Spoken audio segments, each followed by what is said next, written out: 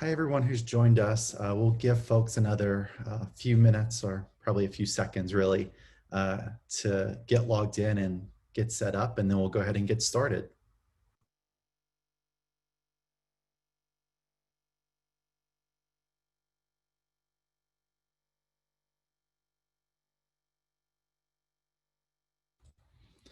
All right, we'll go ahead and get started. So good morning and welcome to our next ASHE 2020 presidential webinar.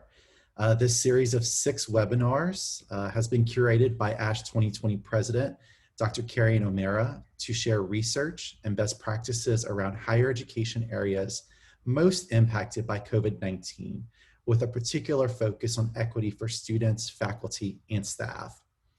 This webinar is being live captioned, so if you press the CC or closed caption button in your menu bar, you'll be able to access the live captioning.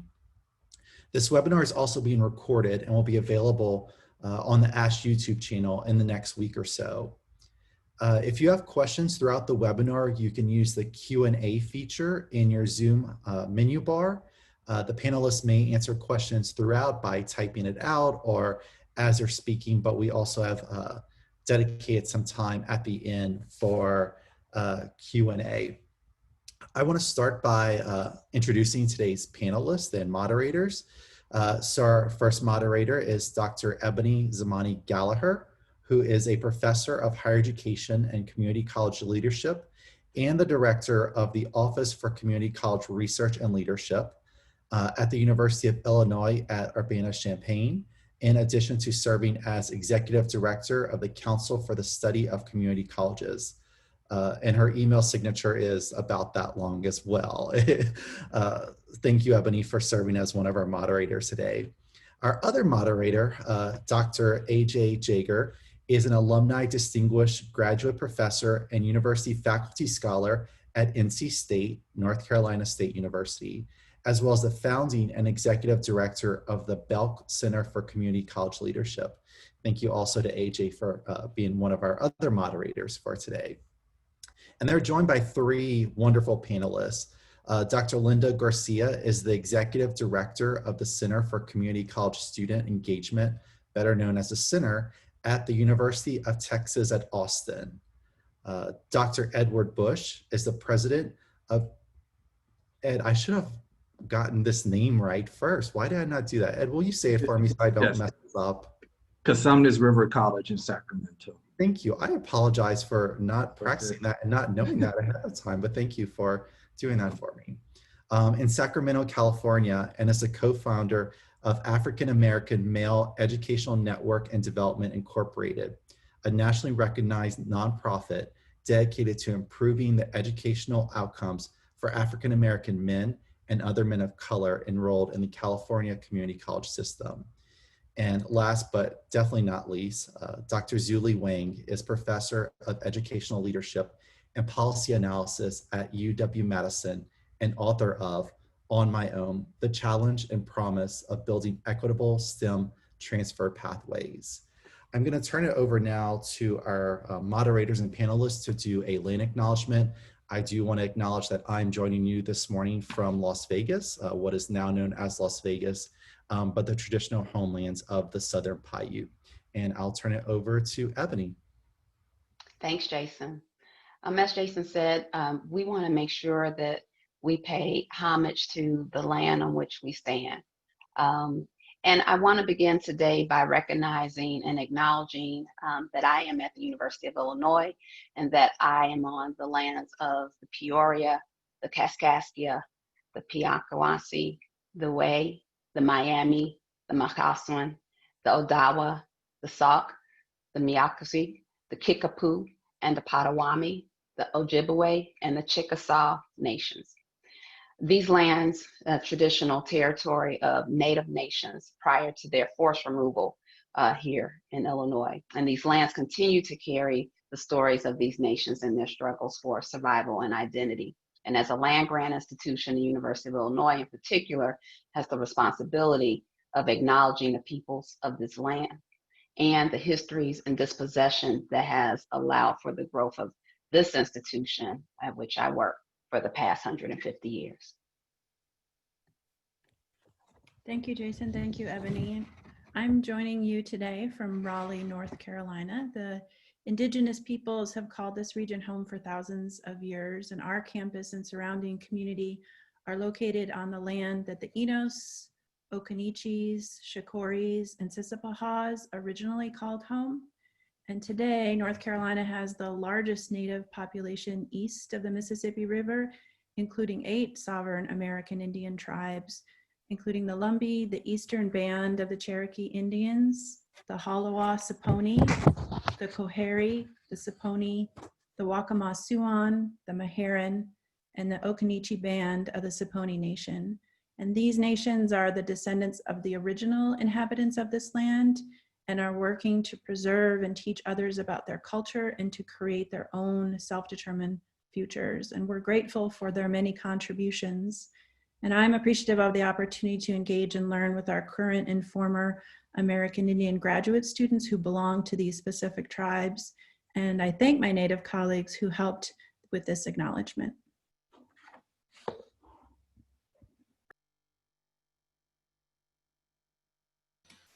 Thank you, AJ, for that acknowledgement. I am coming from Austin, Texas today. Our acknowledgement from the university is that we pay respect to the Carrizo and Comecrudo, Tonkawa, Comanche, Tigua, Pueblo, and all the American Indian and indigenous peoples and communities who have been part of the state of Texas.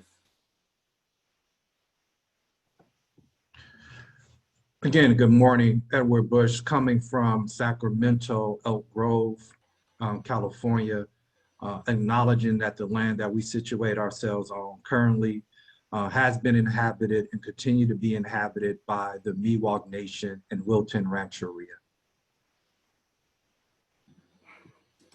Greetings to you all from the University of Wisconsin-Madison. I would like to begin by acknowledging that this very beautiful campus right on the shores of Lake Mendota resides within the sacred homeland of the Ho-Chunk people.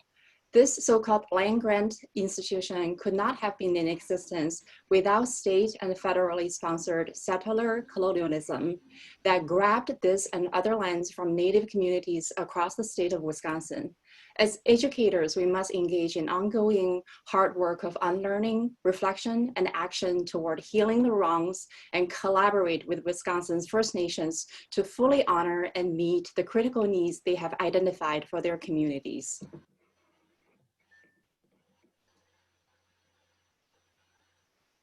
Thank you. Really appreciate your statements and affirmations and recognition upon which land we do occupy and stand on. We want to go ahead and move into this conversation. As many of you attending and participating with us today note that part of the charge with this particular group convened has been to acknowledge and talk about COVID-19 in terms of, how it's rapidly upended life as folks know it. And that in that there's been some exacerbation of inequities with the disruption of the coronavirus in terms of educational plans, imposed challenges that some populations more than others are all too familiar with. And with the community college context, us as scholars and practitioners in community college spaces, we are very much attuned to and understand the widening of opportunity gaps and particularly that which is making racialized inequities much more acute. And so we want to go ahead and have a conversation, and I have a question to pose to each of our panelists, if you will. Just wanting to ask, to begin with, quite often when we think about the terms of diversity and equity and inclusion, DEI efforts, they get conflated. They're discussed as if they're euphemisms for one another, referenced interchangeably, in which case we know there's overlap, but that they can be mutually exclusive.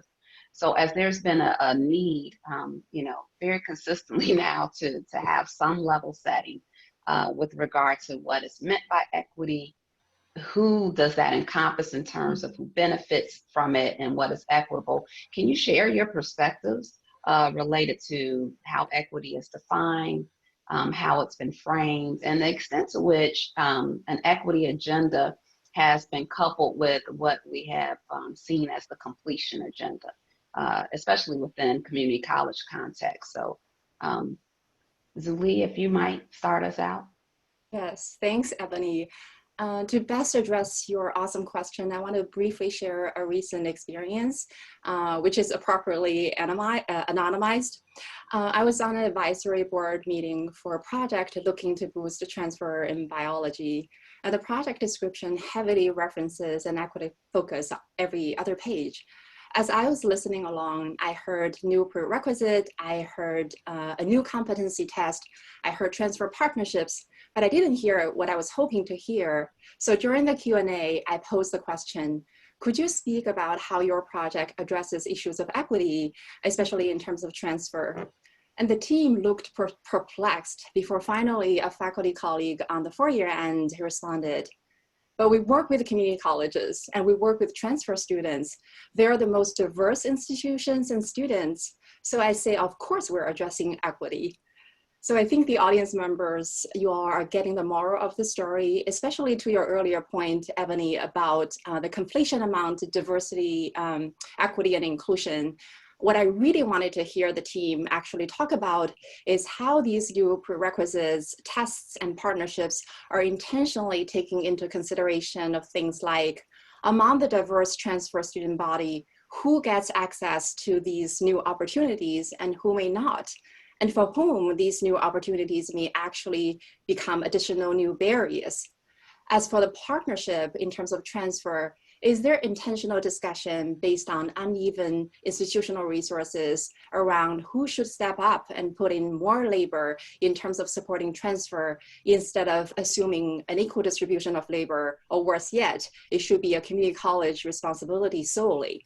So back to your question, equity to me means that if we are really serious about full education opportunity and mobility, then historically underserved students and community colleges, for that matter, as under-supported institutions, should receive something different.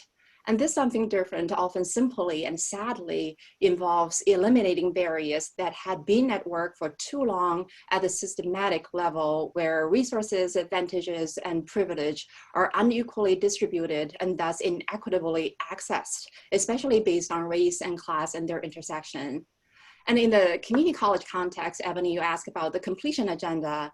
In my view, completion agenda, especially as constructed in the earlier iterations, posed inherent tension with the equity agenda because these structural types of reform do not touch upon educational spaces plagued by inequitable access, experiences, and outcomes. And doing equity work, as some say, on top of the completion agenda does not really do the work, as we must name and embed equity efforts explicitly and inherently within the completion agenda. And Zupi, I absolutely agree everything with what you said. You know, just in addition to support what you said, the community colleges, they're open door. And they are more likely to serve underrepresented students. And that just reminds me, at one of the focus groups that we did at the center, we met with a student and he said this was the only place that said yes to me. I tried to enroll in other places, but this is the only place. You know, I believe I can get an education here. I believe I can learn leadership skills. This is the only place that gave me that opportunity. Again, community college is all about open access. But because it's open access, we have a variety of subgroups of people who have different needs and they need support. And we at the community college help with that. I'm also reminded of a report that we did maybe about 5 years ago or so. It was Aspirations to Achievement. And when we were talking about equity at the time, our report was about looking at Black students and Latino students, because we found that they're the most engaged, but yet their outcomes vary greatly with students who are not of that subgroup. And in fact, it started a conversation as, okay, what supports are needed? What conversations do we need to have? What are we missing with this? But when we look at what's going on today in the national discussion with community colleges, we hear a lot about guided pathways. And so Guided Pathways puts equity at the center. It forms conversations about who is being left out, who needs more attention. We just released a national report, was it a couple of weeks ago? It was just the first look of that. And we're seeing that colleges who are really focusing on the equity conversation, their needle is starting to move forward. Yes, there's still a lot more work to be done. We're not at the finish line, but the needle is moving forward. We're seeing students, who are underrepresented. They are more likely to have an academic plan because it's been intentional, equity at the center again. They are more likely to see an advisor. It is designed that way. And I'm just so thankful, just to wrap up my feedback, I'm just so thankful, Eboni, that your team, you created some equity tools for us that we're going to be releasing in about a week and a half. And those are going to be conversation starters for community college leaders, for faculty, for staff. How do you have these conversations about equity, being equity minded? How do you support mid-level leaders and just advancing the equity conversation? And then another area that another organization that has also focused on these conversations with guided pathways is NCII.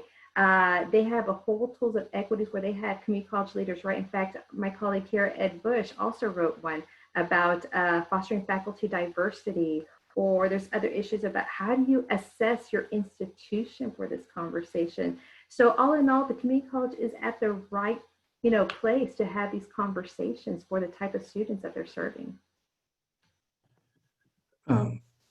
Thank you, everyone. Thank you for being here. It's a privilege to be on this panel with such esteemed educators.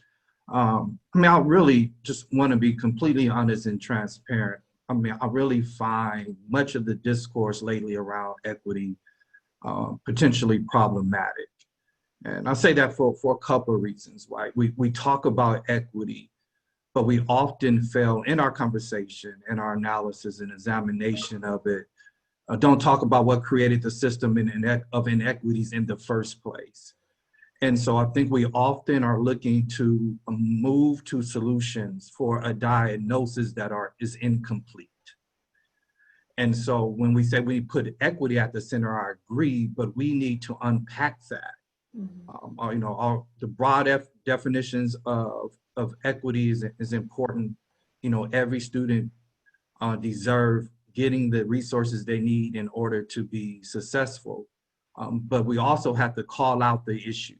Mm-hmm. And if we're talking about race, we have to be specific and say we want to unpack or deal with issues of racial inequities in order to produce racial equity. So I think we have to have some very hard conversations. Mm-hmm. So not just putting equity at the center, we need to put white supremacy and how it operates. Mm-hmm.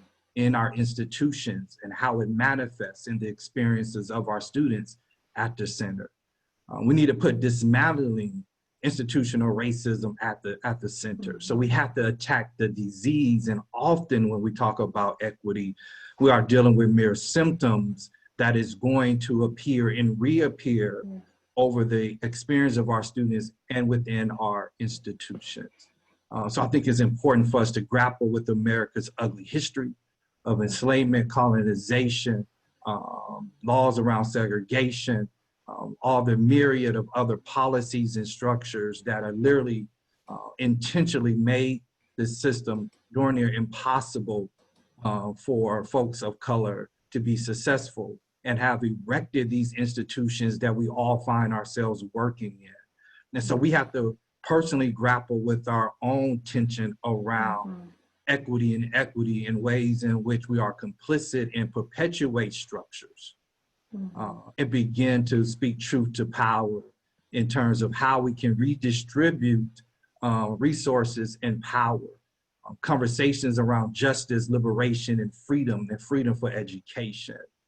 That has to be, in my opinion, the narrative or the work that we have to do if we truly want to create an equitable society and a set of experience for our students.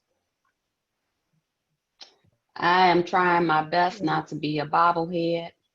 There's an amen corner over here. Mm-hmm, mm-hmm. And, particularly in lieu, President Bush, as you talk about the necessary kind of root cause analysis and getting to the diagnosis to properly diagnose, as we've had partial ones. And I think part of it kind of ties back to the debt that's yet to be been paid, right? And so it's not so much the debt to these institutions, but to those that have been disenfranchised, marginalized, have been on the experiencing end of systems that have been inequitable, and particularly those that have racialized inequities, and that in lieu of, executive orders to ban diversity training in education, in lieu of statements that are to shut down any efforts to provide anti-racist education or 1619 curriculum, right? So thank you for, having, again, gone there, because I think a lot of the efforts, as you say, with equity initiatives are still, kind of tiptoeing as opposed to taking the real dive that's necessary to move the needle.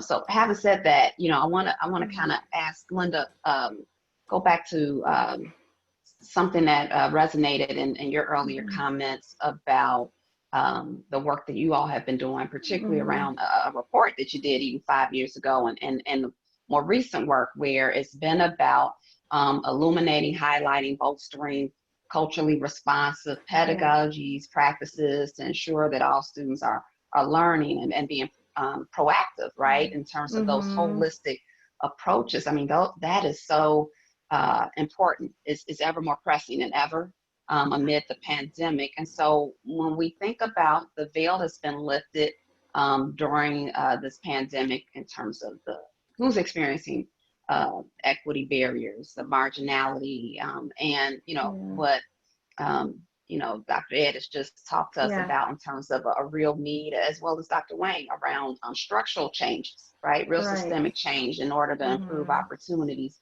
Can you tell me a little bit more? I saw recently, and we tweeted about it, Facebooked it, and included it within our networks to expose them to a recent study that you did, a survey that CSCC did on the impact of COVID-19. And so what did your study reveal about, again, what's happening during this period of multiple crises? I call it multiple madness and a cluster of crises, right? That's affecting community college populations in particular. And so are there tools, resources as well that you all have that can help us to keep equity front and center as informed by this recent COVID survey? Yeah, Eboni, thanks for asking that. Because of this, on the onset of COVID at the community college, when that was starting to impact the student experience, the teaching transitioning to online in the past spring, we knew we had to respond and change the way we're doing our surveys. In fact, it's leading to a survey that I'm going to talk about, which I'm glad President Bush mentioned about the social unrest that's going on and the work that we're now tying into COVID coming soon. So to address your first question, we did this survey and we wanted to know what were students experiencing at that moment. Because we wanted to provide information back to the community college leaders so they can know how to identify how to better support these students. And in this survey, quick survey, we turned it around. We had about 25 colleges who decided to participate and represented 10 states. And so students at that time were saying, you know what, regardless of the difficult situation that's going on, we believe our colleges are supporting us as best as they can. Most of them agreed that even the transition to online, it was okay. They even said my instructors are communicating clearly with me. They have grace. We're being patient with each other. That's what we heard from the survey. But when we decided to disaggregate the data and look even deeper, there was a subgroup of students who were experiencing more challenges and more concerns. And so we looked at white students, we looked at Hispanic students, we looked at Black students, we looked at all other subgroups.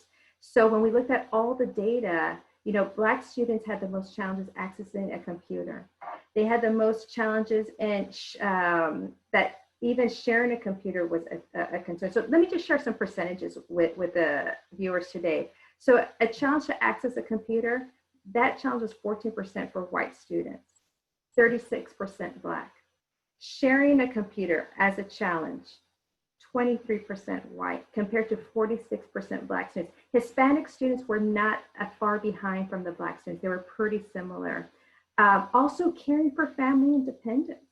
You know, that was also a concern. And I say this because it really created a conversation to really check on with these students, like as college has maybe had never done before. So COVID exposed a lot of the inequities that students were facing. And so it created an urgency more than ever. I mean, I believe colleges were already doing that, but I think it has amplified that to really help these students out. And so I want to tie it into something that's coming up at the center, in which President Bush was talking about. Because of the inequities, we decided that we need to help colleges have these conversations. Once upon a time ago, about 8 years ago, the center had a module about race and ethnicity, and it was about questions about racism. Only a handful of colleges have administered that. We thought it's time to do that again, but we need to refresh it. So we put a committee together. And so these conversations, I mean, our colleague, Dr. Michael Basson, was part of this. He's your colleague too. And he talks about this. You know, we need to know what students, faculty are facing at the community level, what their personal experience has been, what they're facing at the campus level, but also in the classroom, because these conversations we need to guide. They're not being had at the community college. So are they experiencing racism, or what's the perception of students about what their instructors think about them because of the way they look? So that's going to be coming out, and we're hoping to share that data with you next year. We appreciate, Linda, those specific strategies, right? What are we going to do right now, which is at the opposite end of those larger systemic issues, which you mentioned, President Bush. And so we know that every system is, the saying is perfectly designed to achieve the results that it routinely gets. And we knew that before COVID, and we know that now. And one of those systems that I think is so critical is that around transfer. So Shuli, your work has been around transfer long before COVID happened, and have been doing work post-COVID as well. So if you could talk about, you know, how the systems of transfer based upon your research and work prior to COVID, were not serving historically underserved populations and racially minoritized students. And then talking about strategies to improve those processes now, post, during, and hopefully, or excuse me, during COVID and post-COVID, just to share some of those key challenges that you are aware of and how the pandemic has actually exacerbated those. Thank you, AJ. As you know, over the past 60 years, and my work on transfer has culminated in this book called On My Own. And this on my ownness, so to speak, really summarizes, well, the key challenges with transfer. Back to your question.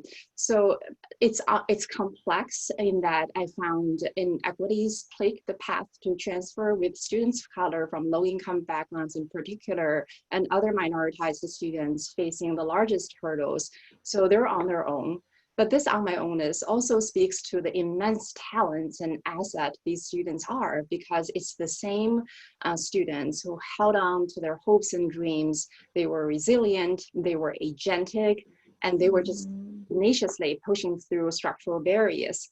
So what I learned from this research, and these students in particular, is that while I want to highlight their just the fact that these students persevered to chart their own success by their own definition, transfer or not, we must work to remove the structural barriers that disrupted their path in uneven and inequitable ways. And these key barriers revolve around several things. First is a lack of clear articulation in courses that apply to specific majors. And second, that there's no clear course pathways that particularly fits students' scheduling needs in light of their life and other school obligations. And third is around the utter lack of financial support for transfer students. And adding to all of this is a less than perfect advising structure, largely due to an untenable advising load because of the underfunded and under-resourced nature of community colleges.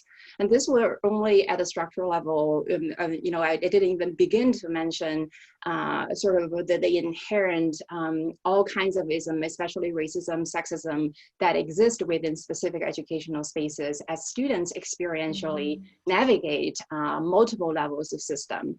So because of all of these issues of concern, as we all can imagine, with a compounding crisis of COVID-19 and racial injustices, these crises present even more enormous challenges for these transfer intending students. And the structural barriers I just mentioned above have simply magnified the implications for institutions serving students during this time. And in the so-called normal times, and these transfer students on my own tendencies are to be admired, but they were still problematic.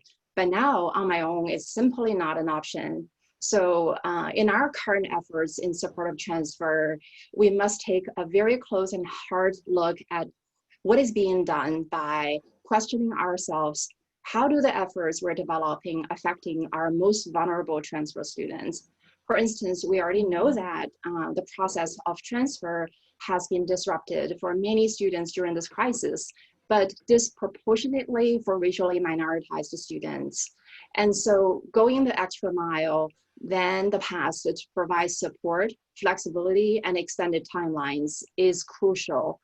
Also, and especially those on the transfer receiving end, here I'm calling on my colleagues situated within baccalaureate institutions serving and receiving transfer students, be responsive and creative to support and accommodate transfer.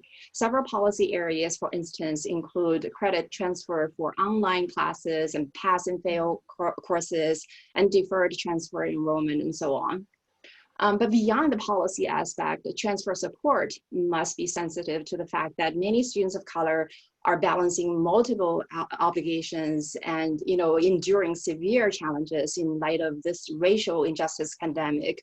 And so trying to make ends meet, and even during the regular times, but in the current crises, these challenges are further aggravated for these students. Like Linda was just saying, many of the students have limited financial means with little to no access to high-speed internet or computer at home. So institutions need to be very creative to ensure that support, information, and resources widely and diversely accessible to students and are generative in nature. So even if transfer is put on a temporary hold, it is something that remains hopeful and doable for the students in the future, should they choose so.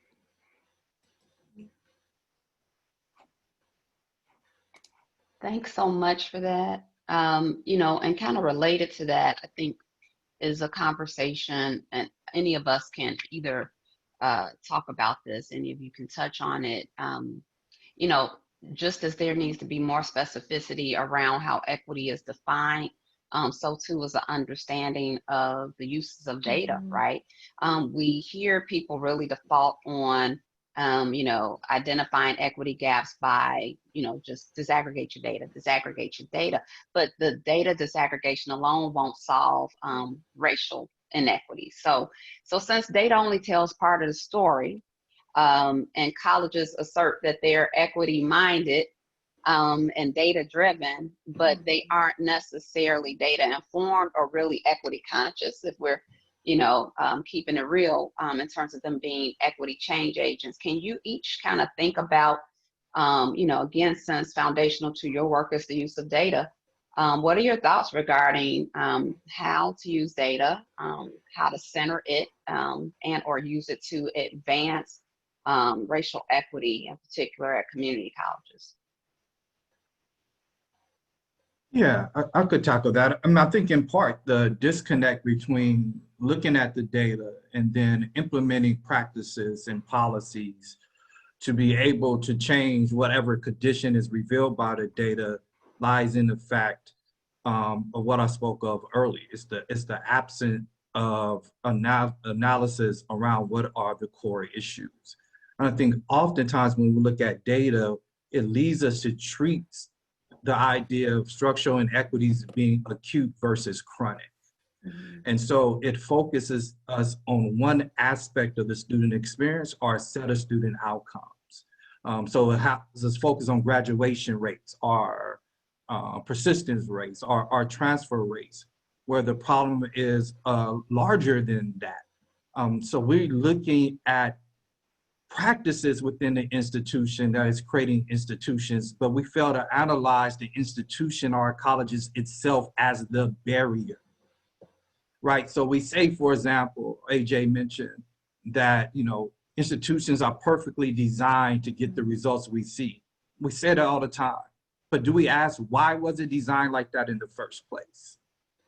What was the intention around designing a structure of post-secondary education that's stratified, right? And we say all the time, like a badge of honor, the majority of underrepresented, historically marginalized, poor students attend community college. And we say that, and we say community colleges are positioned to do good work because of that, and I don't disagree.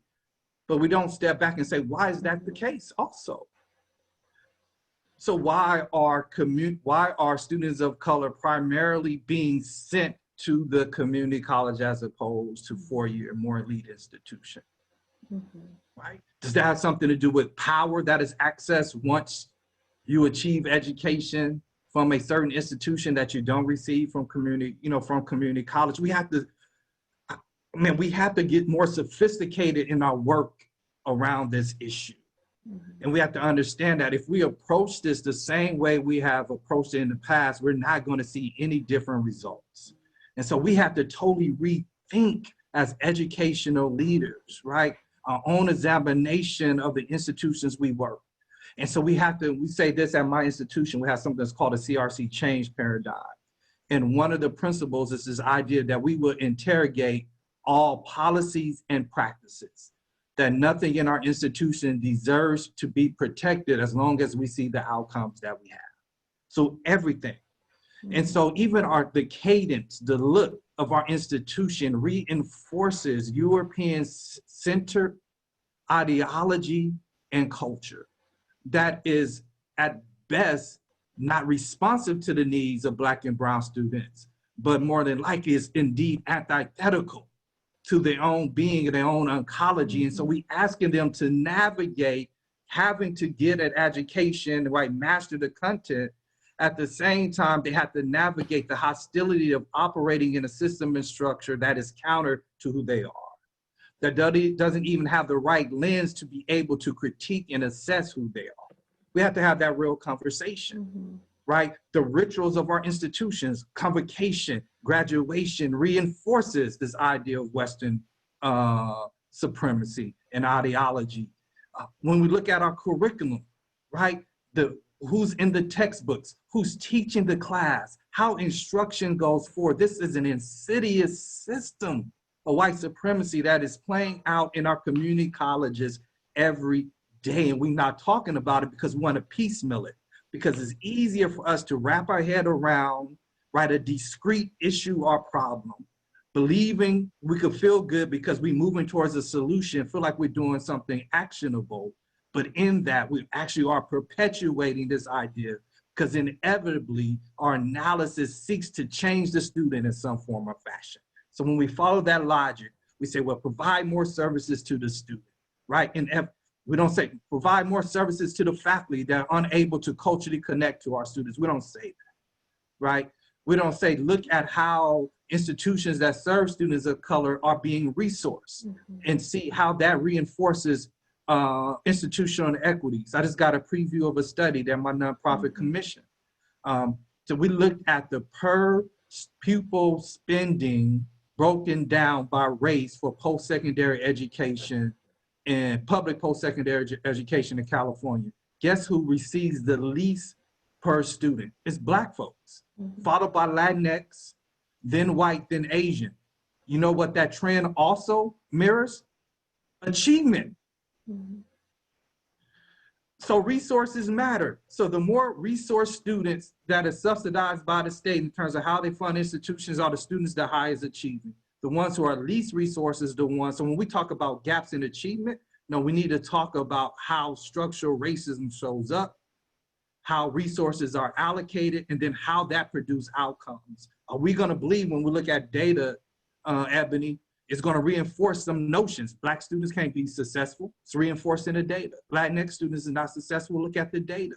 Because we fail to bring this other information that I talked about to the conversation to successfully contextualize the work. Right, and those conversations are not occurring at the campus. I mean, when I think about our experience with just going out on the field, working with these colleges, when we just show up to these campuses, you know, we talk about, yes, it's good to use the data, but let's just start off by, hey, do you know that data is available to you? Have you had those conversations? A lot of times we find out they don't even know. I took a poll recently this week and I asked the faculty and staff at numerous colleges, let me know, have you seen your data? A third of them said no. You know, there's no culture of having these conversations and then they don't know where to start or they're too scared to have these conversations, but you're absolutely right. Once these folks have the data, they need to act on it. Not just, okay, you start the conversation, but what are you gonna do about it? Even looking at data, like what types of students are we referring to in certain programs? You know, I hear that a lot and we see that a lot and we have to change the conversations. Why are we saying to students, you should only do you know, this program that may not get you to a successful career? Why don't we make sure that these students are motivated, that we help them and that we guide them? Because when they come to our campus, you're absolutely right. The way it's designed, it's not designed for them to be successful. So we have a part to play at the community colleges. But once they look at the data, they just start disaggregating from there. You know, the data tells us what, but we need to know why. And we need to hear from these students. We need to hear from the faculty and from the staff. And that's why it's so critical, I think, to have these conversations, have focus groups. I encourage colleges to have focus groups with your students. The data is just a part of the story, but it's not the whole thing.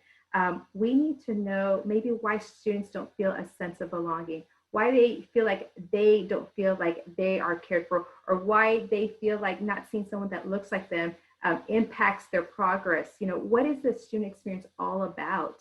There was one student that we talked to in a focus group, and he had mentioned, you know, I didn't think I was going to go to college, but you know what really helped me? Because no one went to college in my family. I'm first generation. I didn't even know where to start. But I had 2 advisors call me before the semester started. He says, I didn't even know I had 2 advisors.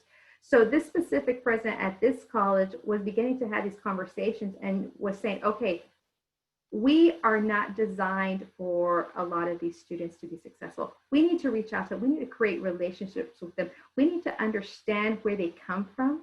We need to not assume what their experience is and judge them upon that. We need to listen. And so, yeah, data is good, but we need to act on it. If we don't act, then it's not as beneficial.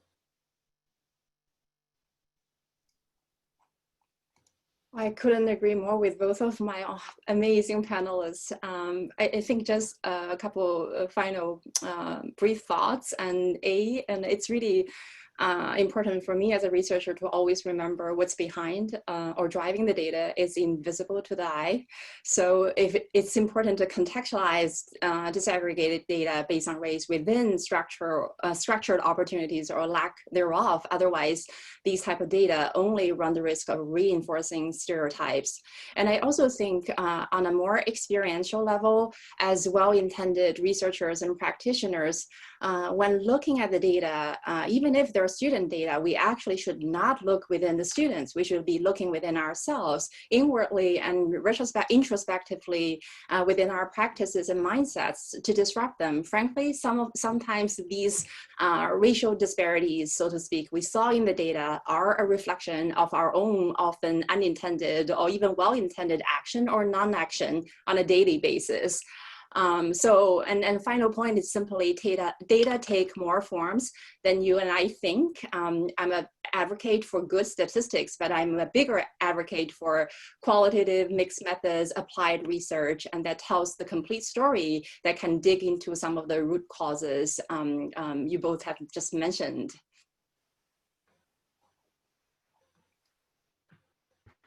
This conversation leads so well to a question we've been thinking about, and many times the opportunities and inequity gaps really are contrasting students. They're putting them at the unit of analysis, the students to student, and rarely doing what you had said, Ed, about interrogating those institutional gaps, in particular looking at those resource issues.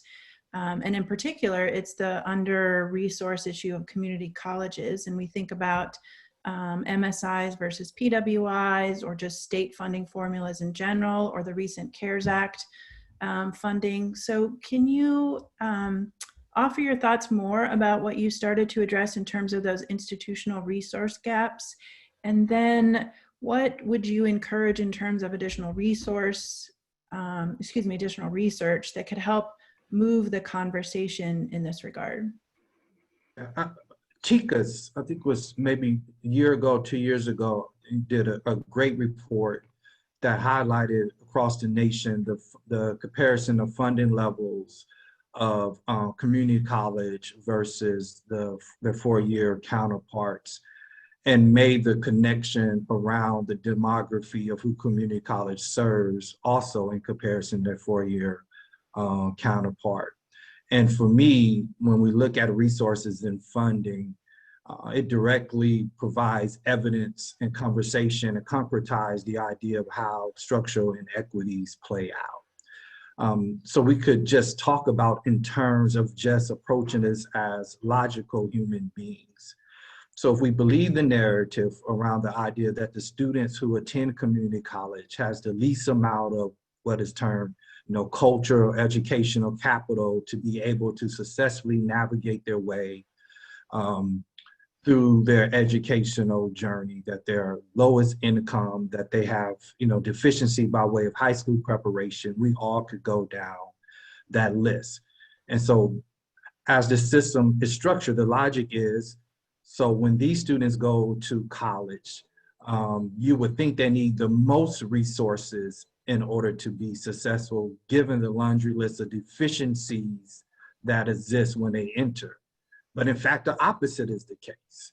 The institutions that they attend more than likely receive the least amount of resources, then constraining those institutions from being able to provide adequate resources, right, to distribute to students in order for them to be successful. So when you're going to design a system for the beginning, I don't think any of us would design it that way, right?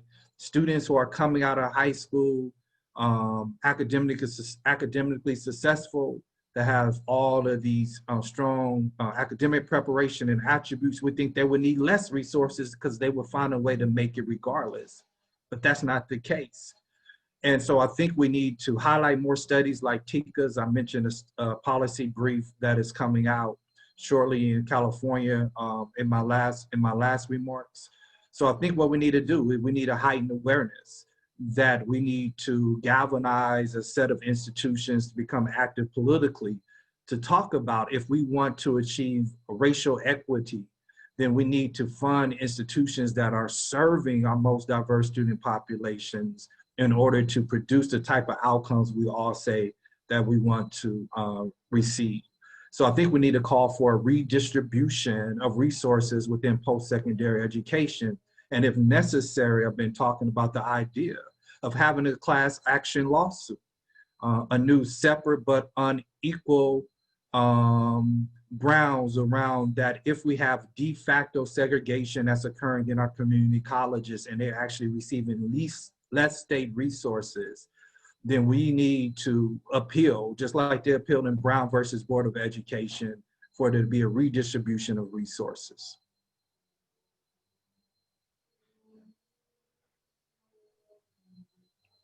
Thanks so much for that. I'm conscious of our time, and it does look like we have a few minutes here for some additional conversation in terms of being able to field any questions that are appearing in the chat. And if there are any questions to the panelists, we can pose those for you.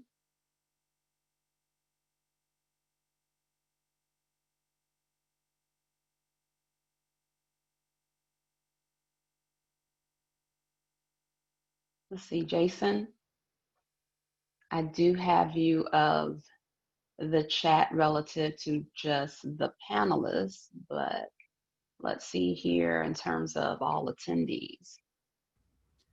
Yeah, There's an Do interesting you have any question for questions? Thomas. There's an interesting question for Thomas in the chat. Okay. I think that could deserve some clarification. I don't know if you want to read it or I can.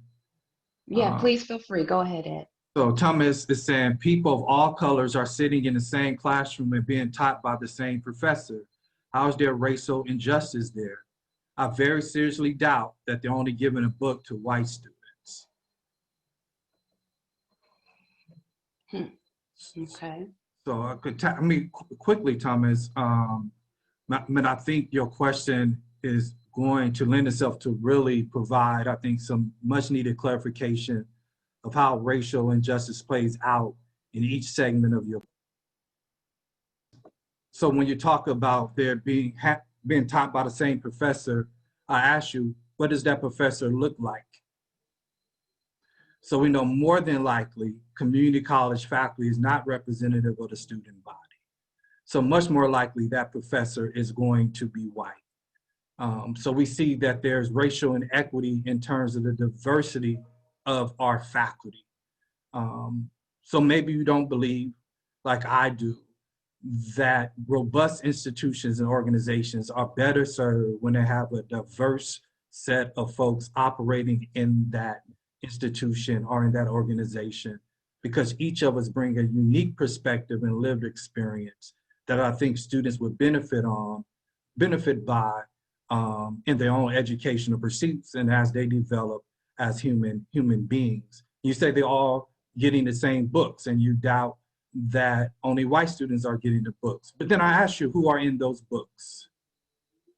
You know, overwhelmingly you will find in the curriculum and the textbooks that usually only one segment of our population is highlighted and uplifted. And so then that reinforces a lot of notions. So if you're a Black or brown student and you don't see yourself or anybody like you in the curriculum or in the canons of that particular discipline, what does that reinforce? Maybe you think Black and brown folks haven't contributed and don't belong there. But that's another conversation. But if they do, and we believe they have contributed to the forward flow of humanity, then I ask, why not have they been represented in those curriculum and textbooks? And say those things then begin to produce disparate academic outcomes when you begin to compound, right, all the different inequities that just shows up in your one question. So I'm not even going outside of your questions. Yeah, there are lots of layers. There's many right? layers, but just within your question, we can see how those inequities play out. Right. Just a quick footnote in terms of, a data point for Thomas. When we think about the distribution of staff and faculties and administrators at community colleges, and not just community colleges, but 2- and 4-year institutions, this whole notion of the ivory tower is not a misnomer. 4/5 of faculties in both community colleges and 4-year peer institutions are white, the vast majority of which are white males. When we look at our students, again, there's a disconnect where there's been growing racial diversity in terms of who's at the door sills of our campuses, and that has not kept pace with respect to the staff, the faculty, the administrative leadership, as well as the boards. When we look at these boards of trustees and governing boards with the student populations at said institutions. So we have not a question, but a comment. There's one here about Burton Clark's cooling out function from Raphael. who again, for those not familiar, Burton Clark, Dr. Clark was a sociologist, kind of looked at the study of organizations and, you know, community colleges in terms of organizations, and the cooling out function being how students are made to pivot or adjust their expectations in terms of their aspirations. And so that was brought up that many students of color, because they are at a community college, are you know, more often cooled out through some practices at community colleges. I'm not sure if anyone wants to touch on that. I see Dr. Floyd is also in the chat asking what research ideas do we have for graduate students, right? There's none but space and opportunity, but if you all will, as panelists, share for additional query that's needed, what research projects might, you know, be had by graduate students, you know, some dissertations that we could use. Anybody care to share?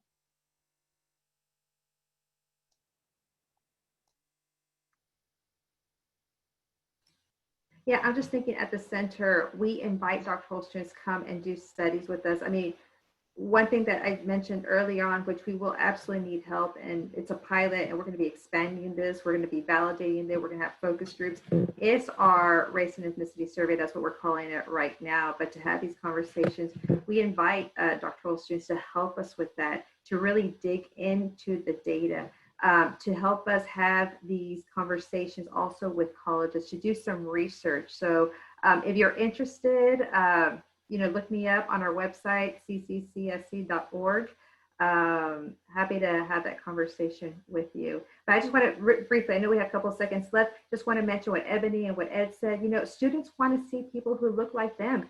I hear that. Our SAC hears that all the time. In fact, when we spoke to staff and faculty, and they're usually the only few brown or Black people on campuses, they'll say, you know what, I teach in a certain area. I have students from other programs coming to see me, because it matters to them. They want to identify with someone that has shared the same culture, same experiences, because a lot of the students, they haven't seen maybe other members of maybe their relatives, family. I know I was one of them. I didn't even know how to navigate. I didn't even know how to enroll in the college. But seeing someone that looked like me made me think, oh, I can do it maybe. You know, just want to add 2 cents to there. I was going to add just briefly and integrate my brief answer with a comment I saw in the chat from Ruben regarding when does change ever happen? You know, we're tired of the conversations. So to the graduate student out there, if you want to focus on community colleges, think about who do you want to do your research for and with, and then if there's clarity in terms of that question, situating your inquiry within the context of your intellectual journey, your training, the kind of thinker and the researcher you are, and then decide at what level of change can you do your research so it's most impactful and to most positively affect the kinds of the students you want to support with your research. All right, thanks so much. It looks like we have all of 60 seconds left. We really appreciate you all sharing this time with us, joining us for much needed conversations relative to situating, problematizing, contextualizing community colleges and equity matters. So please stay tuned for additional you know, communications from our ASHE National Office relative to this presidential webinar series. Have a great afternoon. Thank you.